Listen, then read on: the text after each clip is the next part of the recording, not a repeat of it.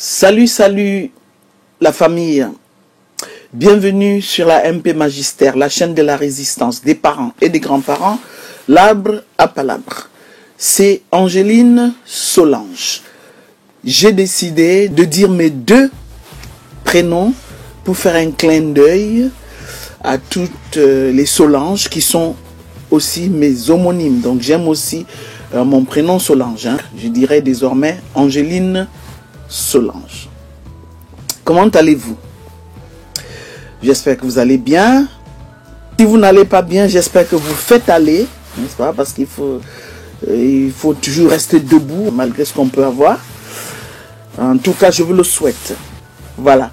On va parler de féminicide, cette tragédie inhumaine.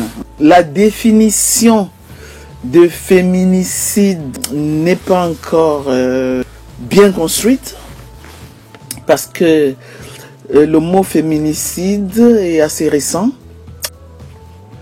Donc j'ai un problème avec cette définition qui ne me satisfait pas parce que on définit le féminicide comme des violences, des meurtres commis sur des femmes du fait de leur féminité. Comme l'on sait, les hommes sont majoritairement responsables des féminicides. Mais quand on ajoute que le meurtrier n'est pas nécessairement un homme et que ça peut être une femme, quand une femme tue une autre femme, est-ce que c'est en raison de sa féminité? Donc vous voyez que c'est un petit peu compliqué. La question d'aujourd'hui est la suivante. Face au féminicide grandissant, comment éduquer nos filles et nos garçons? Il faut d'abord dire que pour lutter contre les féminicides, il y a des outils, même si ces outils s'avèrent insuffisants ou sont insuffisamment utilisés. Je pense au bracelet électronique qu'on met au bourreau, n'est-ce pas, pour le surveiller, pour qu'il ne passe pas à l'acte, pour qu'il ne passe pas de violenteur à meurtrier. Ensuite, il y a le téléphone grave danger, le TGD. Il s'agit d'un portable qui permet à la femme d'activer une touche directement reliée à une société de téléassistance. Si son ex-conjoint ou son conjoint est en vue, la police est alors immédiatement alertée.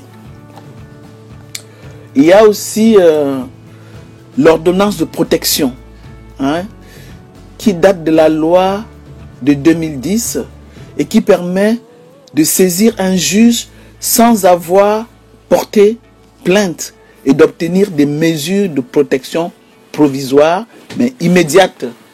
La jouissance du domicile conjugal, l'éloignement d'un conjoint, la dissimulation d'une adresse, etc.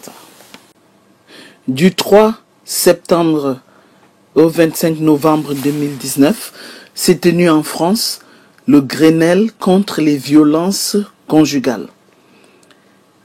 Grenelle qui a accouché de 30 mesures, dont je ne vais retenir que quelques-unes.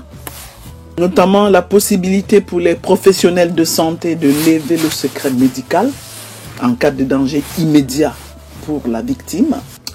Autre mesure, formation à l'accueil des femmes victimes de violences conjugales dispensée aux policiers et aux gendarmes. Comme vous le savez, on se plaint souvent. Lorsque les femmes vont se plaindre, on ne les prend pas au sérieux.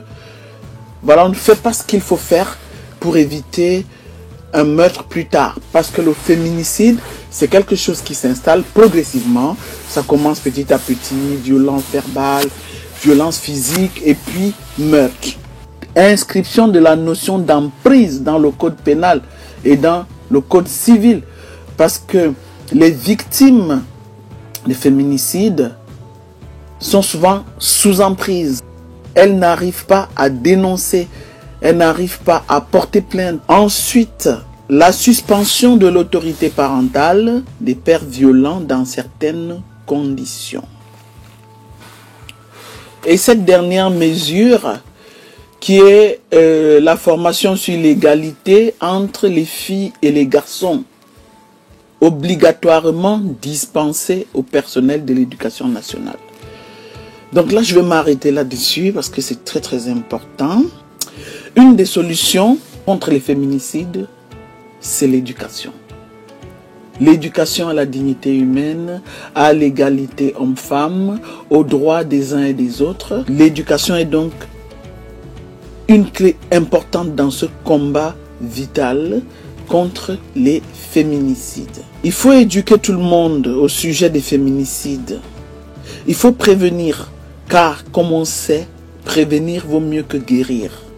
La prévention éducative qui consiste à sensibiliser nos filles et à les éduquer de manière à leur donner des outils pour qu'elles ne deviennent pas des victimes de féminicide plus tard. Et ça doit commencer quand elles sont encore jeunes, enfants, adolescentes. Voilà, donc on doit commencer cette éducation à ces âges-là. Qu'elles acquièrent les clés de lecture des violences. Il faut les informer sur les questions de violence faites aux femmes pour les prémunir plus tard. Je n'aimerais pas que ma fille soit victime de féminicide, vous non plus. Donc je l'éduque dans ce sens pour qu'elle puisse se protéger. De même, il faut éduquer nos garçons pour qu'ils ne deviennent pas des bourreaux, des assassins. Il faut les éduquer au respect de la dignité humaine et à la question de l'égalité homme-femme. Il faut discuter avec eux de toutes ces choses-là et faire passer des messages forts. C'est très essentiel, c'est très important pour la société. Merci de m'avoir écouté. Abonnez-vous, likez, activez la cloche de notification pour ne rien rater. On est ensemble.